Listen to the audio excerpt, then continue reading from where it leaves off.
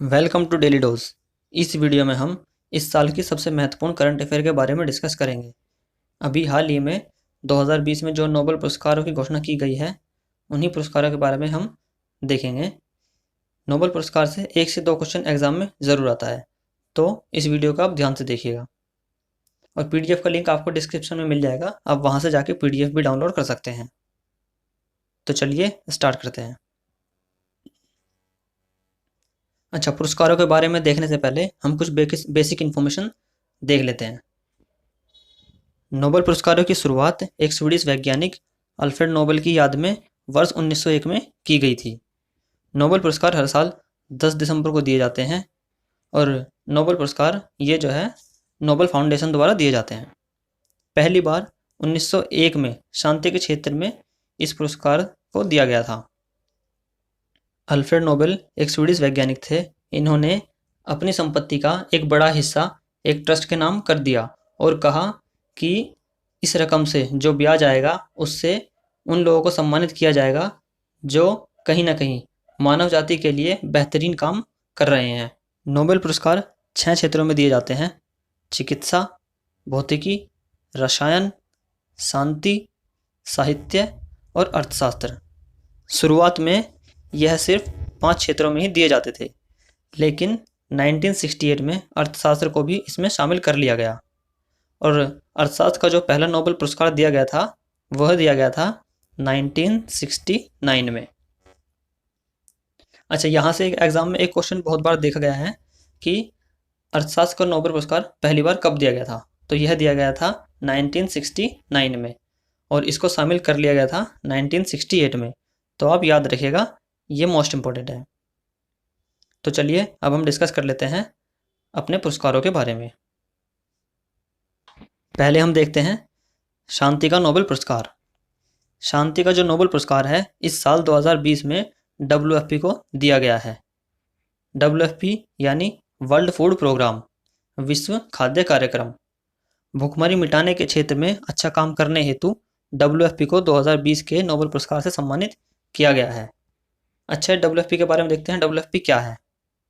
भूखमरी मिटाने और खाद्य सुरक्षा पर केंद्रित संयुक्त राष्ट्र एक एजेंसी है।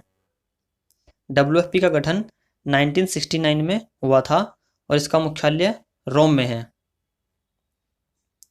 WFP का मुख्य उद्देश्य क्या है? WFP का उद्देश्य है विश्व भर में युद्ध या अन्य आपातकालीन स्थितियों में जरूरतमंदों को खाद्य सामग्री पहुंचाना। यह WFP का मुख्य उद्देश्य है। चलिए नेक्स्ट देखते हैं। नेक्स्ट है साहित्य का नोबेल पुरस्कार। इस साल साहित्य का नोबेल पुरस्कार लुईस ग्लुक को दिया गया है। लुईस ग्लुक एक अमेरिकी कवयित्री है और उनकी सुरीली काव्यात्मक आवाज़ के लिए साहित्य के नोबेल पुरस्कार से उन्हें सम्मानित किया गया है। चलिए नेक्स्ट देख लेते हैं। नेक्स्ट है भौतिकी का नोबेल पुरस्कार। इस साल भौतिकी का नोबेल पुरस्कार 3 व्यक्तियों को दिया गया है: रोजर पेनरोज, रेनहर्ड गेंजेल और एंड्रिया गेज। यह इम्पोर्टेंट है। यहाँ से जो रोजर पेनरोज है इनको इनामी राशि का 50% दिया गया है और बाकी का बचा 50% एंड्रिया गेज और रेनहर्ड गेंजेल में डिस्ट्रीब्यूट किया गया है। यह आप याद रखना, इम्पोर्टेंट है एग्जाम के पॉइंट ऑफ व्यू से। अच्छा, ये जो रोजर पेनरोज है इन्होंने ब्लैक होल की खोज करने और उसके रहस्यों का पता लगाने हेतु ही 2020 का नोबेल पुरस्कार से सम्मानित।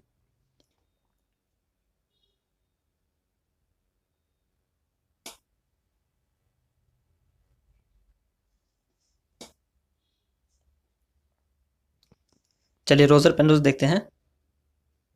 रोजर पेनरोज ने ब्लैक होल की खोज करने और उसके रहस्यों का पता लगाने हेतु 2020 के भौतिकी के नोबेल पुरस्कार से इन्हें सम्मानित किया गया है।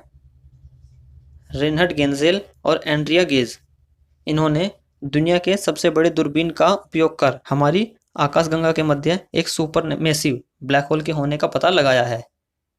इसलिए इन्हें 2020 के भौतिकी के नोबेल पुरस्कार से सम्मानित किया गया है।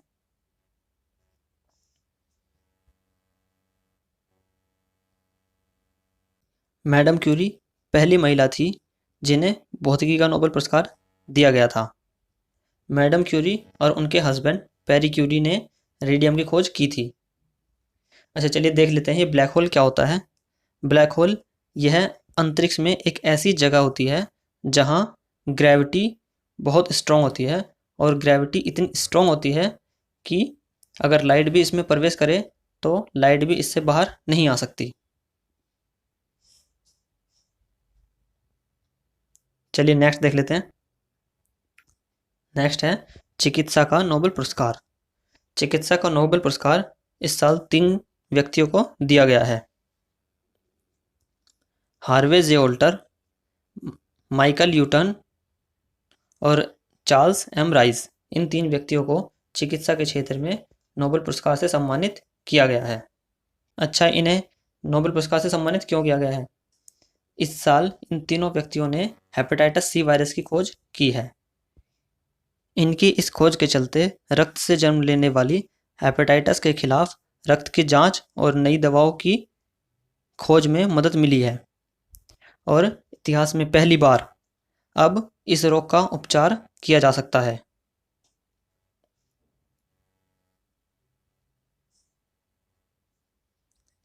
पहले इस वायरस के लिए सटीक परिणाम देने वाली खून की जांच उपलब्ध नहीं थी, लेकिन इन वैज्ञानिकों के अनुसंधान के कारण सटीक परिणाम देने वाली खून की जांच उपलब्ध हो पाई है।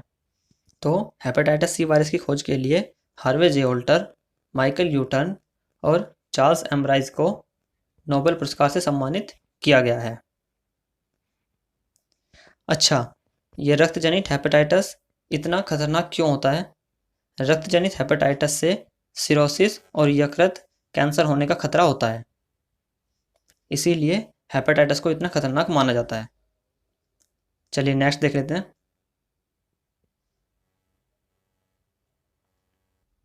नेक्स्ट है रसायन का नोबेल पुरस्कार। इस साल रसायन के क्षेत्र में 2 व्यक्तियों को नोबेल पुरस्कार से सम्मानित किया गया है। इमैनुअल चारपेंटियर और जेनिफर डाउडना, इन दोनों व्यक्तियों को रसायन के नोबेल पुरस्कार से सम्मानित किया गया है। अच्छा, इन्हें रसायन के नोबेल पुरस्कार से सम्मानित क्यों किया गया है? जीनोम एडिटिंग का तरीका खोजने के लिए इन दोनों व्यक्तियों को रसायन के क्षेत्र के नोबेल पुरस्कार से सम्मानित किया गया है। जीन एडिटिंग के लिए इन्होंने एक टेक्नोलॉजी विकसित की है जिसका नाम है CRISPR-Cas9। इसी टेक्नोलॉजी को विकसित करने के लिए इन्हें रसायन का नोबेल पुरस्कार से सम्मानित किया गया है। अच्छा, ये जीन एडिटिंग क्या है? जीनोम एडिटिंग की मदद से डीएनए में बहुत से बदलाव किए जा सकते हैं, जैसे डीएनए को नष्ट करना, डीएनए को रिप्लेस करना, या डीएनए को मॉडिफाई भी किया जा सकता है। अच्छा, इसका फ़ायदा क्या है? जैसे अगर किसी व्यक्ति को जेनेटिक बीमारी है तो जीनोम एडिटिंग के माध्यम से डीएनए में फेरबदल कर उसे ठीक किया जा सकता है। चलिए इस साल का लास्ट नोबेल पुरस्कार देख लेते हैं। लास्ट है अर्थशास्त्र का नोबेल पुरस्कार। इस साल अर्थशास्त्र का नोबेल पुरस्कार 2 लोगों को दिया गया है, पॉल मिलग्रॉम और रॉबर्ट विल्सन। इन दोनों व्यक्तियों को अर्थशास्त्र के नोबेल पुरस्कार से सम्मानित किया गया है। अच्छा, इन्हें क्यों दिया गया है? क्योंकि ऑक्शन थ्योरी, नीलामी सिद्धांत और नीलामी के नए तरीकों का आविष्कार करने के लिए इन्हें नोबेल पुरस्कार से सम्मानित किया गया है। आई होप आपने वीडियो अच्छे से देखी होगी और आपको पसंद आई होगी। ऐसे ही और वीडियो के लिए सब्सक्राइब कीजिए हमारा चैनल डेली डोज। यहाँ से एग्ज़ाम में एक क्वेश्चन ज़रूर बनता है, तो आप रिपीट करके इस वीडियो को बार बार देख सकते हैं। Thanks for watching.